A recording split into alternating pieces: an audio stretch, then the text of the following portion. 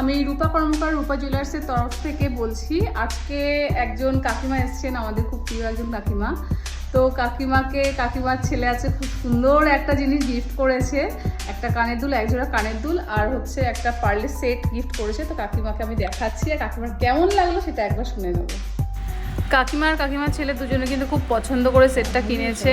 একটু পার্লের জিনিস কাকিমার খুব পছন্দ, কাকিমার ভীষণ পছন্দ। তো কি বললো কাকিমা, চলো শুনি। হ্যালো কাকিমা। বলো।